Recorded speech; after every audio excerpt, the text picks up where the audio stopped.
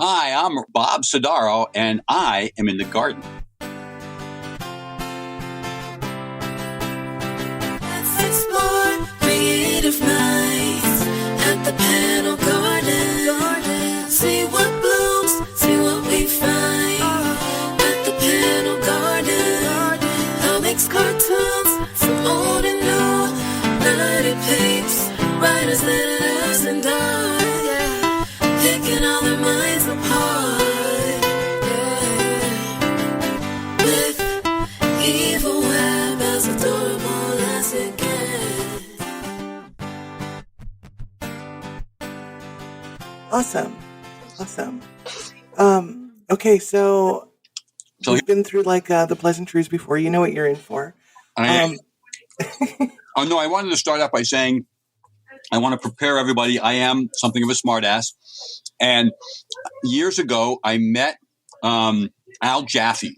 And if you don't know who Al Jaffe is, you never read Mad Magazine. Al Jaffe he did the fold out in the back of Mad Magazine for years.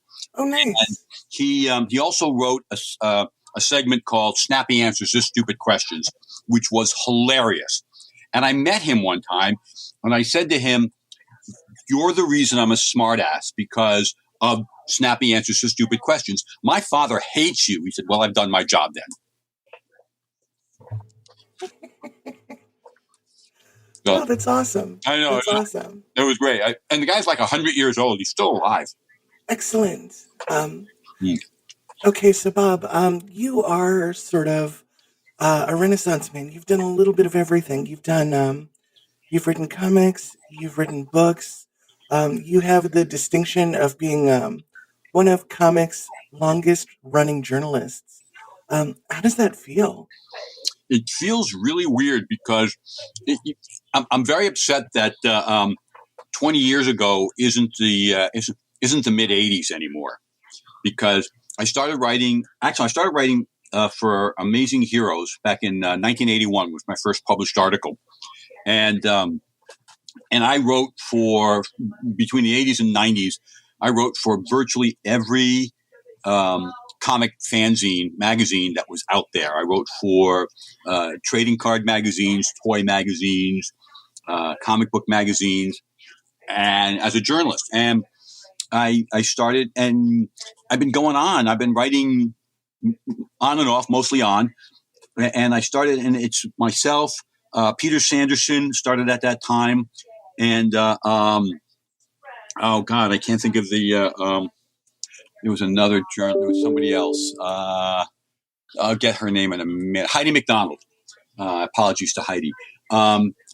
We all started around the same time, and Peter doesn't really write anymore. Heidi still does, and I write, and I still write, not as much as I used to, but yeah, it's very weird. And somebody pointed that out to me, and I was like, no, you can't possibly be right. And the answer was, yeah, we are. And I'm like, wow. I'm just, and it's just very weird for me. God, yeah, it does feel weird. You know, when people say, "Oh yeah, I was born in the 90s," and all of a sudden you get that feeling of just feeling very, very old. I've experienced this too. Yeah, well, if it makes you feel any better, I have ulcers older than you. But yeah, I belong to the political party, the district. In my district, I belong to, and not the town council, but we're a committee from my party.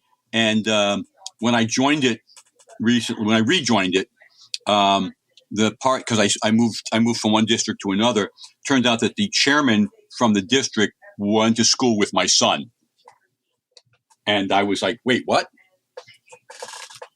Now I'm really old, and but I'm not. I've determined that not only am I older than I thought, but I'm older than I thought possible. And here's why: in the 1960s, there was a full eclipse of the sun in New England, and I remember our next door neighbor was a welder, and we got to wear his welding helmet and look at the eclipse as it was happening, which was really cool. And then I was listening to the radio, and the guy on the radio said, "Yeah, we're having a full eclipse of the sun right now, and the next full eclipse of the sun is going to be in 2012." Now you have to understand, I'm about 10 years old, and it's 1960. Actually, I'm probably like 8. It's like 1963, and I went, "Wow, 2012? I won't be alive then." Clearly, I was wrong because math is not my subject. That is awesome, though. You've seen so much in the comic book industry. Mm. You've seen, tons of editorial changes. You've seen changes in the way the medium is presented. What would you say the biggest difference is between the comics that we read now and the comics you were raised with?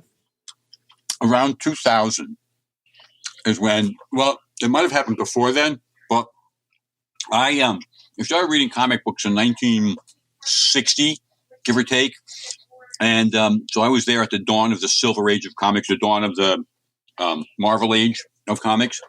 And I read them up until pretty steadily up until 1995. And for reasons that actually escape me at the moment, I walked away from the industry. The industry crashed, basically.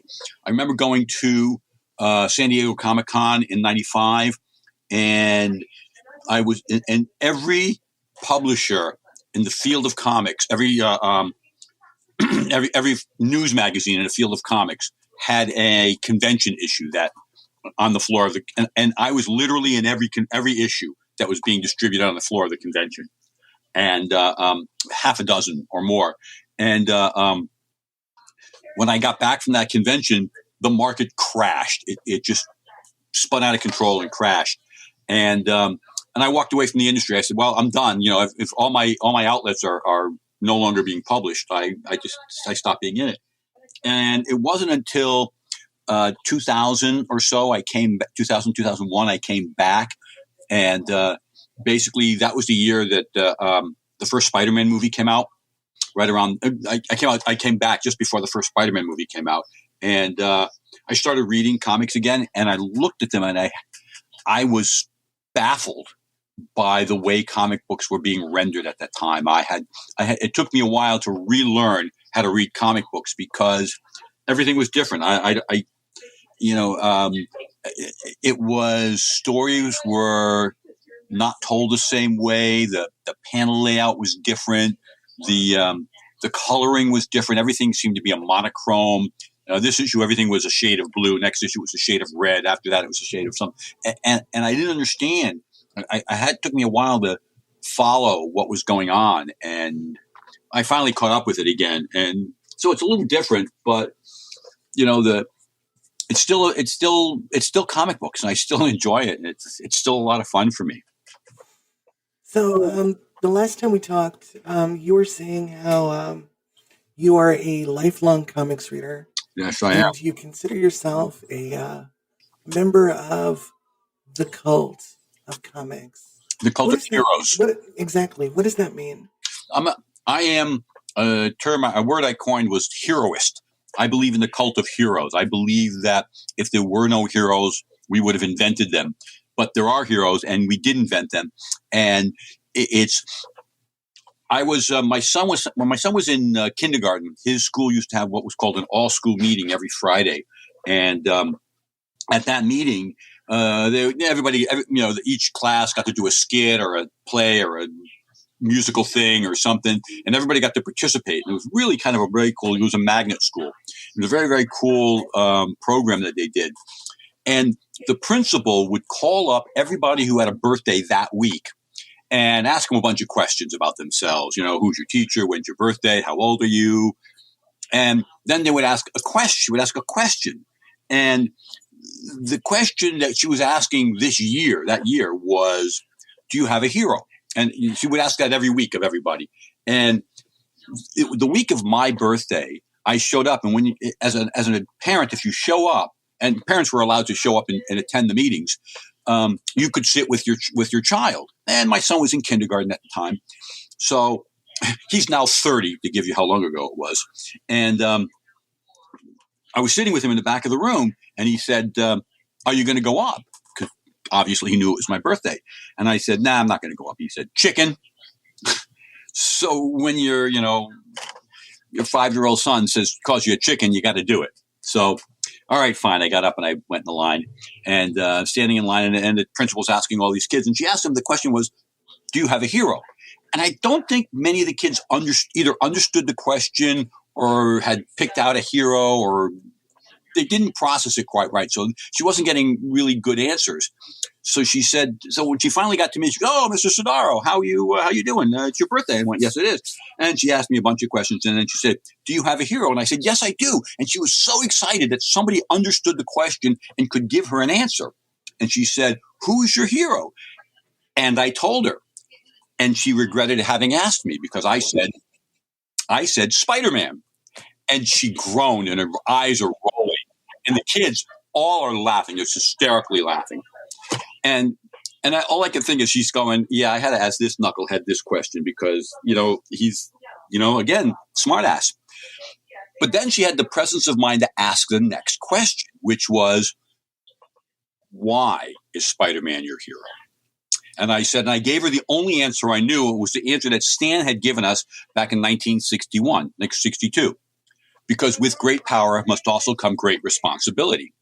And she went, oh, and all the kids in the room, the whole room went, oh, because the answer was, I wasn't being a smartass. That was a real answer for me. Because with great power must also come great responsibility. And that's a mantra that's always stuck with me. It's always been important to me to be that person or to understand that concept. And so, yeah, that's so for me, I call myself a heroist. I believe in the cult of heroes. I believe that we need heroes, whether it's a baseball star or your dad or the guy on TV or the comic book superhero you grew up reading. You need a hero. You need a role model that you can emulate and go for. Awesome. And that's a really good answer. Thank you. And so anyway, as I said, I started out writing, working as a journalist, writing interviews, and I got to interview a lot of people. It was an amazing amount of people I got to talk to over the years. I had gotten the opportunity mid-'80s to create stories, to write stories. And I created a group of characters called Agent Unknown. That was the title of the comic, Agent Unknown. And it was essentially a S.H.I.E.L.D. like organization, but instead of me following a particular character, I had a handful of characters that I was following because I felt that any organization had more than one, any spy organization has more than one James Bond or Derek Flint or whoever it is. So I had a bunch of characters that I was talking about because to my mind, the agency itself was the star of the series. And I got 3 issues into it. It was published by Denny Lobert, Dave Sims' ex-wife, in her Renegade Press. And like I said, I got 3 issues of that, and that's when the market crashed and at that point again, and I never was able to continue it. But then, a number of years later, I was tapped again by somebody I knew to create stories, and I went back and started writing stories again. And now, the thing that's kind of interfering with my journalism is the fact that I'm writing. I'm writing as an author now. I've written a dozen or more, a bunch of handful and a half of stories for a number of different independent publishers, and so I'm back to being a storyteller, which is where I wanted to start in the first place. And you wrote other stuff too. What was the name of that one? The funny one. The funny one? You mean Hot Girl and Totally Hot Girl? That's the one, yeah. Oh God, that was two gals that I met.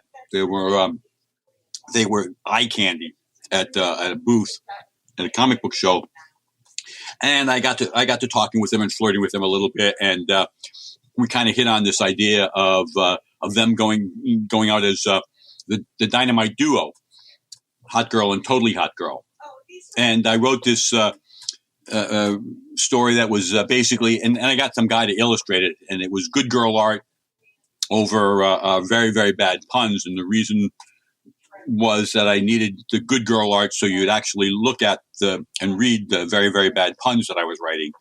And when I started selling this at comic book shows, almost every single time I sold a copy of this book, it was not to a guy who wanted to, look at the good girl art. It was to his girlfriend who thought it was hilarious, because guys would kind of pick up and kind of scan it a little, like a guy looking at a Playboy magazine. They don't really want you to see that they're looking at the girly parts of these women, which is what they're doing.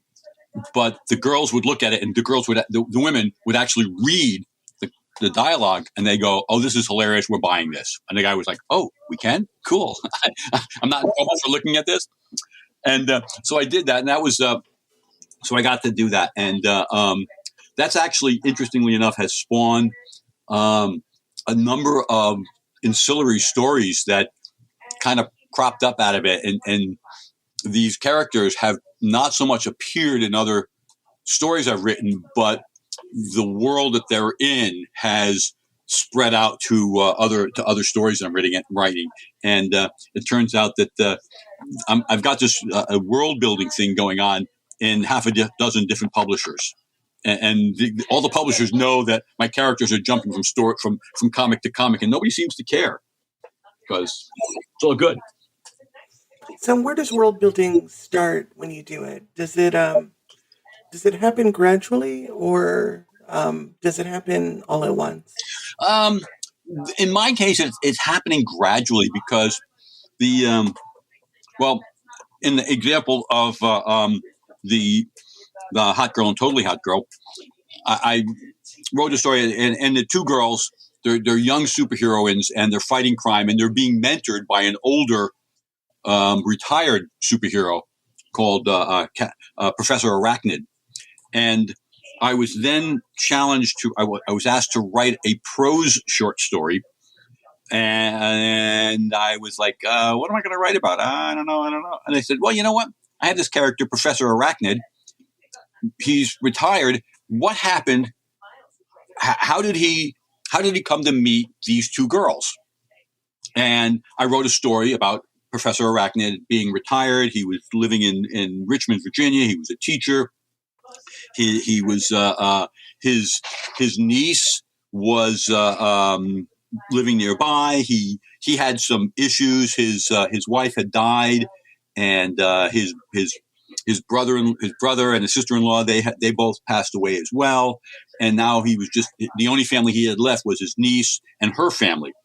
And he come to find out over the course of the story that she knew he was a superhero, and he just found out about it in this story.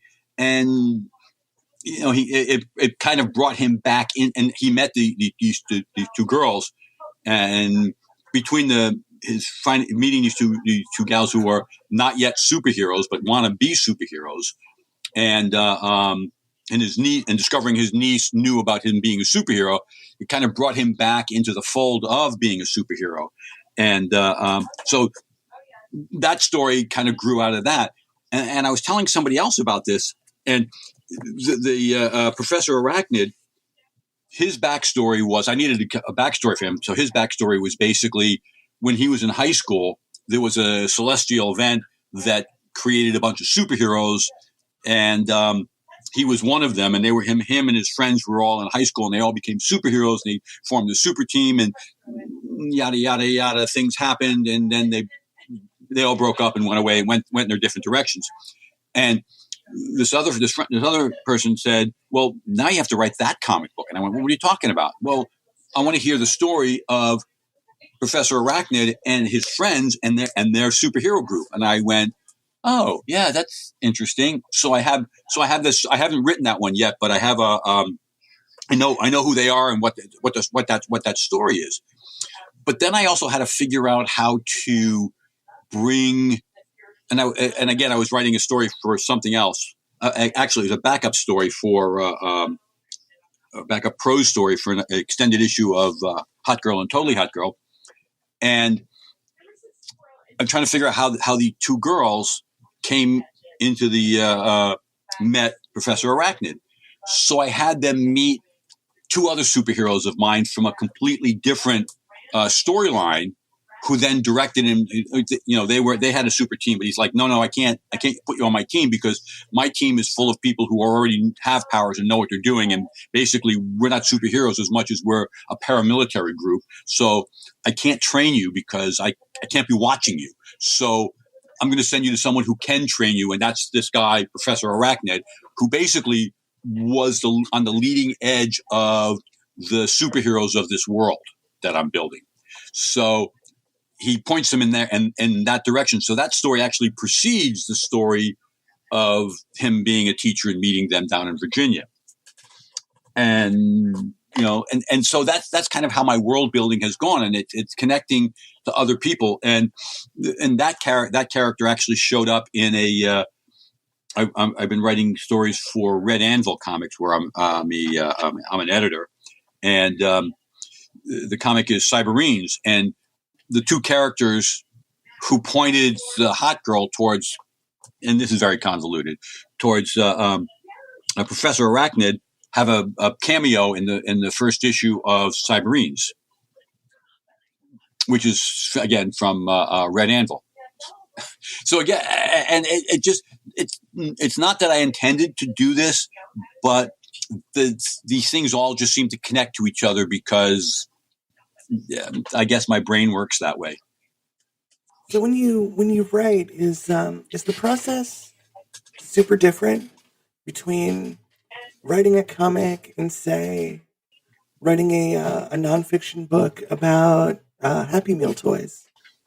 Well, yeah. When I did write a book about Happy Meal toys. That was, again, that one I wrote an article about Happy Meal superhero toys for a magazine that I was working for, and the editor accepted it. And then the week following, I was told that the magazine suspended publication. So I had this article sitting around, and I had been working with another publisher as the features editor for a comic book price guide. And he said, "You have an idea for another book?" And I went, I just wrote this article about fast food toys. I bet you I could write a whole book about fast food toys. And so I wrote this, and that was all research. I found 30 or 40 different fast food chains, and I got lists of their toys, and I compiled it together, and I worked with a guy who was good at pricing. We put together pricing, and then I wrote some backstories, the histories of these, everything from Wendy's to McDonald's to Burger King, and about their toys and some of the toys that they've produced over the years. So that was that, and so that was all research. When the journalistic stuff I've done has been, sometimes it's been I'm interviewing somebody, so I'm just talking to them, finding out what it is they're doing, and writing a story about that. Sometimes it's I wrote a story early on about the death of Captain Marvel. There was a big when Captain Marvel, Marvel's Captain Marvel died. There was kind of a bit of a controversy about him dying. He didn't die in battle. He died. He got cancer and died. And I felt that was a more noble way to have died, rather not some, in battle on some strange planet surrounded by your enemies, but in your own bed surrounded by your friends, everybody who loved you. So I thought that was a better, and I wrote an article about that. Another article I wrote early on, was when Wolverine had apparently killed a couple of villains in the Savage World. They were John Byrne and Chris Claremont were told, you can't have Wolverine killed because heroes don't kill. Well, you know what? A lot of my heroes killed. Sergeant Fury killed. Sergeant Rock killed. John Wayne killed somebody in every movie he was ever in, or so it seemed. What's wrong with it? In killing, killing isn't necessarily murder if it's done, for just causes. And I wrote this whole extended article about why killing wasn't always bad, and that why sometimes it may very well be necessary. And that article was read by a guy named Jeff Rovin, who hired me on to my as a full-time writer and editor for a video game magazine that I worked for a couple of years, and that really kicked off my career. Was doing that in the early days of the video game industry. Writing a story is. I mean, I once asked Gary Cohn. He's a writer, worked for DC and other places, and I asked him once. I said, "Do stories have to be about something, or can it just be a story?" And the answer he gave me was basically all stories are about something. And sometimes I have something I want to tell, a story I want to tell, as opposed to, hey, this idea popped into my head, and I want to see where these characters go and what they do and why they're doing what they're doing. It's always different. So through the course of your journalistic career, you have talked to a lot of exciting people. Who's your favorite interview? Oh, wow. I mean, other than me, obviously. Well, I didn't want to not say you, because I didn't want to have you go, well, that's all the time we have for today for Bob. I got to speak to Stan a couple of times, which was fun. I got to interview Harlan Ellison once. I got to, it's hard to say, and mostly because a lot of it was 15, 20 plus years ago. But those are some notable people I got to talk to. I got to talk to Joe Sinnott. We did a long interview with Joe Sinnott, which never got published. I have the transcript lying around somewhere still. It would make, and now that Joe has passed, it would make for a great interview, published somewhere, if I could ever find it again. I got to talk to Steve Bissette. Steve Bissette was probably one of my favorite people, because I had met Steve at a comic book show up in New Hampshire, I think it was, and I said, and he was going to publish Taboo at the time. That was he had announced he was going to publish Taboo, a horror anthology. So I went down I called up one of my editors and I said, hey, I want to talk to Steve. Is that all right? Oh, yeah, go talk to Steve. We like Steve. All right, good. So I called Steve and I said, hey, I want to do this interview. And he said, I'm not ready. I went, all right, I'll come back to you. I called him once a month for a year because he still wasn't ready, because Steve, by his own admission, was the slowest guy in comics. And finally I got him. He said, all right, we're ready to roll. And I said, all right, now we're going to do the interview. And I said, listen, I'm going to apologize right off the bat, because I'm really not a horror fan. I'm not. It's not really my chosen genre. So you'll forgive me if I don't catch every one of your references. He said, no worry. So we started talking, and then we spoke for 4 hours. And every single horror reference he made, whether it was prose or comics or TVs or movies or whatever, I knew the reference. I understood. I had a working knowledge of whatever he was talking about, and it was surprising to me, because I was like, wow, maybe I know more about this than I realized. I didn't. Even as much as I didn't like horror, I had watched a lot of Night Stalker and The Twilight Zone and all these horror shows that I really didn't know, and the Damien films. And I don't know why I kept watching them if I didn't like it as much as I said I did. But we talked and then published the interview. And then for like 10 years after that, every time I would run into Steve, he'd go, hey, hi, Bob, how you doing? I'm like, why is Steve being so nice to me? I only talked to him that one time. One time he said, this is Bob Sodaro. He's the guy who promoted Taboo. He was the first one to write about Taboo. And I went, oh, that's right. I chased him for a year. Everybody else basically gave up on him because he's never going to do this thing. So he always liked me because I stayed on. And then one of the early the story that got me back into comics, basically, and writing fiction again, was for a horror anthology. and I was asked to write a horror story that frightens you, a modern day horror story that frightens you. And my children were young then, and the thing that frightened me was my children being abducted. And so I wrote this story about these two young girls who were seemingly abducted, and turned out that they weren't so much abducted as they were stalking the individual who was stalking them, and because they were werewolves and they were stalking pedophiles, and they ate and killed the guy, and so that was entertaining for me, and then I then went on to write a couple more stories that got published and a novella, a prose novella. And I reached out to Steve and I said, "Hey, Steve, I'm now on your side of the desk. I'm writing a horror story, and I sent him a copy of the comic, which he seemed to enjoy. And then I asked him if he would write me an introduction to the prose anthology, to the prose story that I wrote, which he did.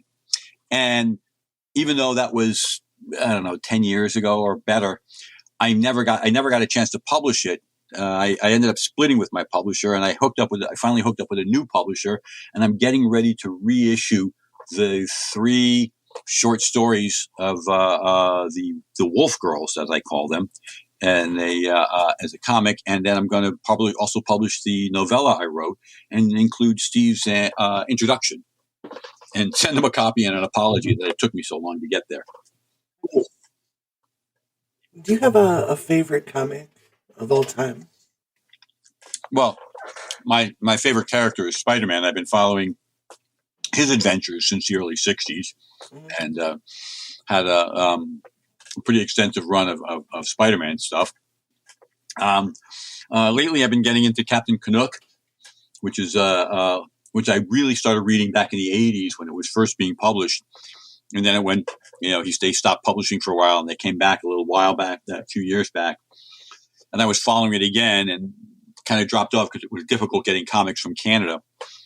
But I just started picking up some older issues of it now. But yeah, Captain Canuck is one of my favorite independent characters. I really like the Wildstorm characters from Image. They seem to be. I was kind of upset that they went with DC. I always wished that they had gone with Marvel, because when I was reading the early issues of the Wildstorm comics, it seemed to me that the world they were building was kind of like a modern day Marvel universe, and they were modeling it after that. It was Jim Lee was doing he was doing a really wild job there. I also like the Milestone characters. Milestone was just a bunch of individuals of color who had superheroes, and they're now been picked up again by DC, and they're reissuing those characters. Static was one of my favorite characters from that world. I remember when Milestone came out, they were years ahead of their time. Oh yeah, it was great stuff. They were. I liked that they picked up the. They had their own version of Iron Man. They had their own version of all the different major superheroes that were being done at the time. It was very, very cool how they did things, but did them differently, and did them with people of color. And I really, really enjoyed that. I thought it was some of the best stuff I had ever read. I remember reading Static and really enjoying it immensely.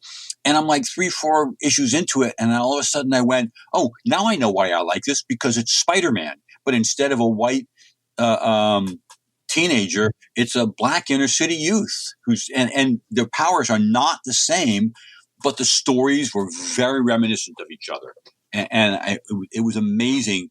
And then I found out later on that that's exactly what they were doing. They were trying to do a take on Spider-Man with a different set of powers, and kind of writing the same kinds of stories. And I was like, wow, that's really cool that it was that visible to me, that was going on. But like I said, I've been reading Spider-Man for a really long time, so it's easy for me to recognize his the tropes that happen in Spidey. So this list is probably a mile long for you, but when was the last time a comic made you cry? Oh, wow. It was, I was 18 years old. Well, I not so much cry, but when Gwen Stacy died, I honestly remember I was 18 and I had read that they were thinking of killing Gwen. And I wanted to write to Marvel and say, don't kill Gwen. But just in case they really weren't going to do it, I didn't want to put it in their heads to kill Gwen because she was an amazing character. I really liked the character. And I figured, oh, hey, look, this fan said we shouldn't kill Gwen. What a great idea. Let's kill Gwen. But when the second series of the Andrew Garfield Spider-Man movies came out, when the second one came out, I went to the theater, and a friend of mine who was working at the theater said, oh, you're going to hate this movie. I said, why? Because they're going to kill Gwen? He said, you've seen it? I said, no. She died when I was 18. I still haven't gotten over it. So why do you think that was such a pivotal moment in the history of not just Spider-Man, but comics in general? Well, for a while, it was nobody dies. Nobody dies in comics. And, it's really kind of a thing. Everybody comes back for some reason or another. The only people who have stayed dead are Gwen and Uncle Ben. And for a while it was Bucky, but he's come back to it. Basically, everybody's come back, and even Gwen and Uncle Ben have come back, but not as Gwen and Uncle Ben, as other versions of Gwen and Uncle Ben. Other worlds. And I actually tried to. Several years ago. They brought back Harry Osborn. They devised a way to have Harry Osborn come back from the dead. And when that happened, I was surprised I was surprised that I really missed Harry Osborn. Harry was very active during the early days of Spider-Man, and I didn't know how much I missed Harry until they brought him back. And I had suggested to the editor of Spider-Man at the time a way they could bring Gwen back. And he was like, yeah, no, that's never going to happen. And I was like, that's too bad because it's a really good idea. And I'm just giving it to you, man. And they haven't used it yet. So maybe there's a new editor for Spider-Man. Maybe I can convince him because it's still possible. The way I devise can still work. Didn't they clone her 5 minutes after she died though? No, basically there was a clone of Gwen. And the Green Goblin had cloned her, and then apparently had children with her clone, and her clone died.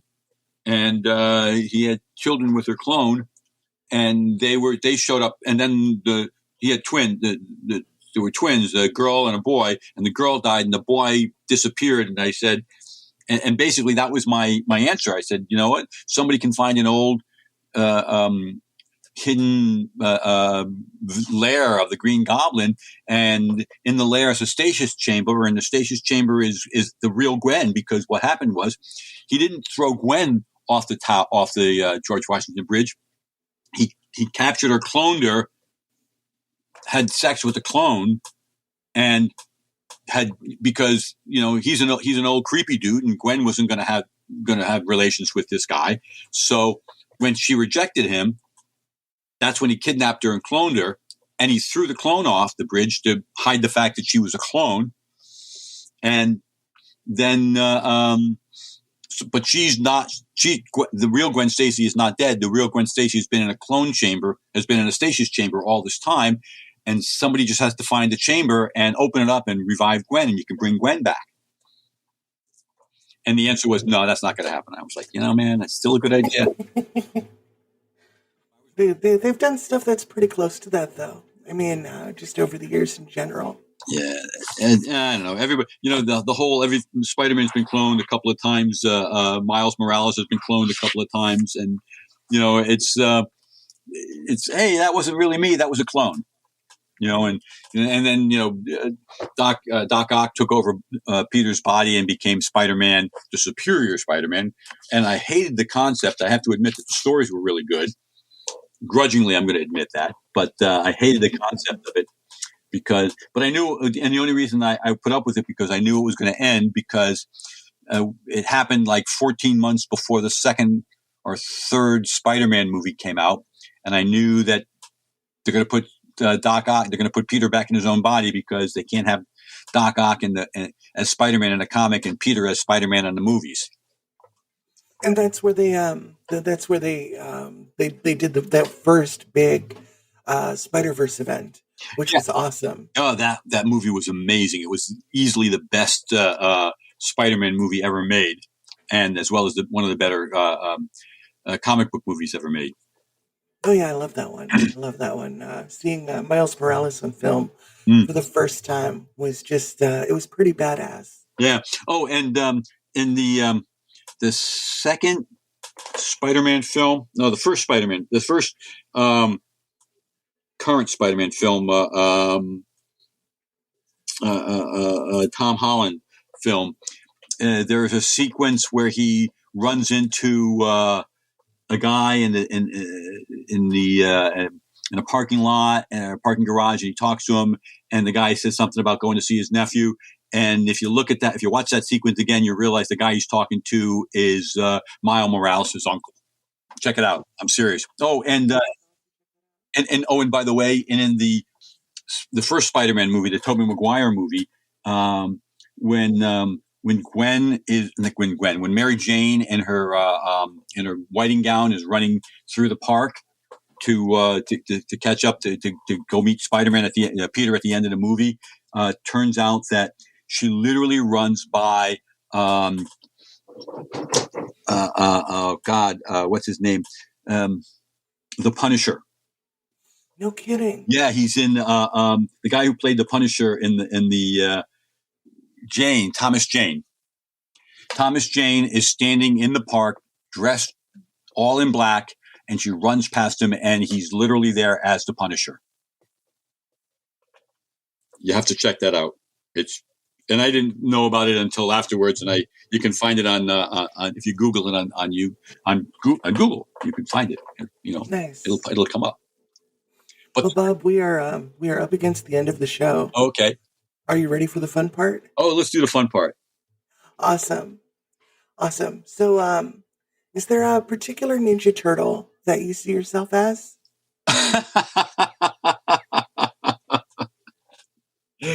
That's actually pretty funny. Not so much. I met the Ninja Turtle guys years and years ago, early in their career, and I will tell you a funny Ninja Turtle story. I never understood. I mean, I like the Ninja Turtles, but I never understood the immense popularity of the Ninja Turtles. And then I interviewed, when I was working for one of the toy magazines, I interviewed this guy. He was a toy maker, and he was from Long Island. And he said, and he was the guy who made put the Ninja Turtles into the pop culture. And I said, how did you do that? He said he read the comic book. He thought it was amazing. He drove from Long Island up to Massachusetts to meet Eastman and Laird. And he said, I can make you guys millionaires. All you have to do is cut me in for a third. And they went, okay. And they did. And he did. And he made them millionaires because he was able to get them into toys and get them on TV and cartoons. And it was stunning. It was brilliant.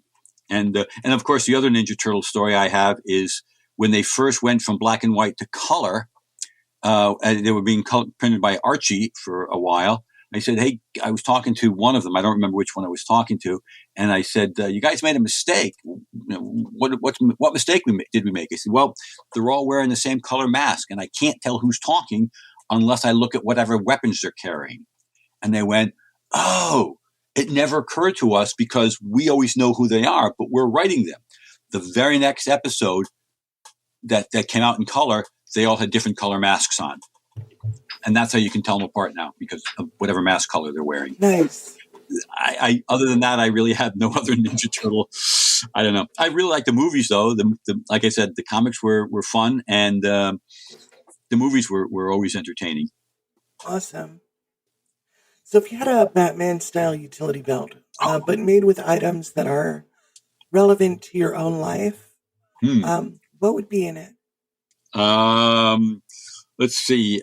Probably. Well, I'd have to carry my phone in there. I would carry maybe a pen.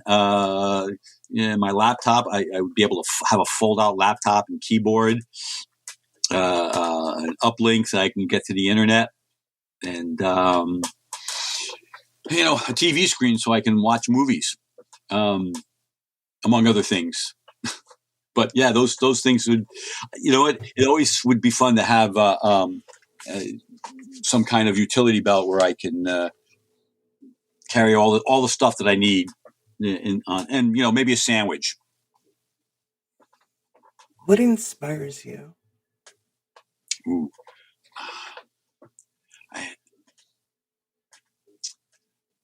To be relevant, I guess. To have impact, to be a better person, and that sounds goofy and contrived a little bit. But a couple of years ago, I got a letter from my son on Father's Day, and he said in the letter, he said, you've always been an inspiration for me. I've always been able to come to you for advice. You once told me that decisions are made by people who show up. And my son has been working in D.C. for a congressman. He's a senior legislative aide. And he said, me working here is me showing up. And I went, okay, you know what? I'm done. I don't have to do anything else. I've become Father of the Year for the rest of my life. Because, my son, I told him, I said, one day I'm going to see you in the West Wing. He said, oh, no, I'm never going to be president. I said, no, not as president. You're going to be chief of staff someday. And awesome. I really see him having that role at some point. And I really want to be alive long enough to witness it.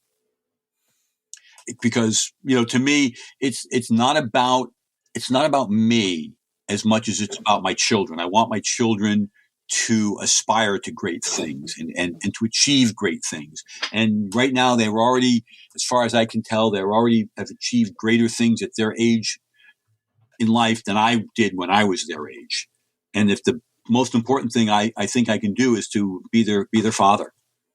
And that's awesome. Yeah. That to me is more important than anything else. I don't need fame. I don't need fortune. I just want my kids to appreciate the fact that, the things they learn from me.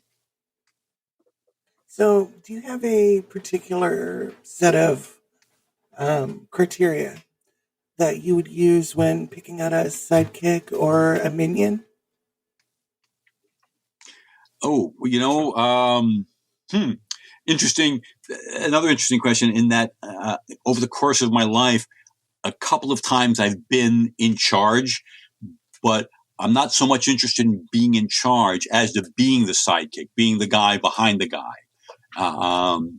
But somebody who's got my back, that would be the, that would be the whose skill set can complement mine and who knows the things that I don't know. Where do you find joy? Right now, I find joy spending time with my girlfriend at home, watching TV with my cat in my lap, and and spending time with my mom, who's 91 and still with us, and I want her for another decade or so because I'm greedy. That's perfectly valid. You love these people. Yeah, it's great. Mm. And I'd like to see grandchildren, but I'm not in a hurry to see grandchildren because I don't want to burden my kids with something they're not ready for. I told my son at one point, he said, I had a grandfather. He was 90. I'm not there yet. So, congratulations. You have just defeated Thanos. You are now in control of the Infinity Gauntlet. Mm. And you have the ability with it to bend reality to your whim, to change any aspect of reality. What's at the top of your list? What is the first thing that you would change? Oh, I'd resurrect Gwen Stacy. Nice. I am pretty single-minded in that regard. But not the problem with resurrecting dead people is usually they come back as zombies or soulless creatures, and I'd make sure that she was neither one of those things, and then I'd make sure that she and Peter hook up again, because I like Mary Jane, but I'm more about, I think Gwen is was his true love. So what's next for the talented Bob Sodaro? Well, funny you should ask that. I am right now. I'm currently I've the Wülf Girlz saga that I put together. I think I mentioned that I hooked up with a new publisher, and I'm getting ready to do a Kickstarter. I know I probably said this to you the last time we spoke, but I'm closer now because I've got the original stories all appeared in black and white. I've got them all colorized, and I put them together, and I wrote, as I said, I wrote a novella, and I'm getting ready to do Kickstarter, hopefully before the end of the year. But I need to get some influx. I need somebody, a couple of people I know who have run some Kickstarters. I need to have them consult with me on how to stage it correctly, because I want to make sure everything it all comes together. Interesting enough, and one of the other things I did was a while ago, a friend of mine hooked me up with this writing group on Facebook that were putting together a Western anthology. And I submitted a Western story, and it got published, a prose story. And they just recently did they're doing a sci-fi fantasy anthology, and I submitted a story for that, and that was also accepted. So I got to tell you, I'm beginning to feel like a writer again, because that is awesome, though. Congrats! Yeah, I'm really super stoked about both of these stories showing up, and it's kind of opening up a new area for me, because all of my short stories to date have published in comic book form and illustrated, and now I've got some prose stuff, so I'm like pushing my chops. And you asked me before, I'm writing difference between writing a story and writing as a journalist. There's a difference between writing a prose short story and a comic book short story, because in a comic book short story, I have to say page 1, panel 1, here's what's happening. In the short story, I have to actually explain all those things and what people look like, and it's very different. It's a different approach, and the pacing is different. So that's also very cool for me too. Awesome. So Bob, I wanted to thank you for coming out again. Dude, I am so sorry, and thank you for your patience on this. You have been just truly awesome. As far as just tolerating me and my craziness with recording. Not a problem. Thank you. Like I said, I chased Steve Bissette for a year to get an interview with him, so I don't mind being asked again and again to pop in and redo the thing, because technology is our enemy. I have had so many problems over the last over the last year I've been doing this show. Yeah. You'd think recording a podcast is pretty simple and pretty straightforward. No, it's really not. There's a lot to it. But I have solved all the big technical problems, and this one's going to be great. It's going to come out, and I really appreciate this. Not a problem. I'm happy to do it, and if you had a topic you want to talk about, or you were going to be at a show, and I'm going to be at the same show, we can finally meet. That would be cool too. Oh, that would be awesome. Yeah. I would love that. I would. So where can people find you online? I'm on Facebook, Robert J. Sodaro, and I have a blog that I don't write for as much as I should, called freelanceinc.blogspot.com. I am on Twitter, again, Robert J. Sodaro. Oh God, I'm all over. I have an Instagram account, again, Robert Sodaro. I have a LinkedIn account. I actually have a website, rjsodaro.wixsite.com. /freelance inc. And that's where I've posted a bunch. That's my portfolio, basically. And now it's time to go. Wasn't that fun? The Panel Garden is a show about the things we love. It's produced and hosted by the adorable Eva Webb. Opening theme by Antonia Marquis and Tyler Scott. Closing theme by Mikey Flash of Speed Force Music. The credits are read by the awesome and talented Kat Britano. That's me. And if you're feeling super generous, feel free to go to buymeacoffee.com/EvaIsAdorable. There, you can support what we do by chipping in as little as $1. Not financially able? That's okay. Shares on social media and reviews on your favorite podcast listening platforms help us a ton. And that's it, babies. That's all we got. Thank you for being awesome, valid, and perfectly gorgeous. We couldn't do this show without the love and support of the amazing people who listen. That's you. Join us next time for another death-defying adventure in cyberspace. Bye!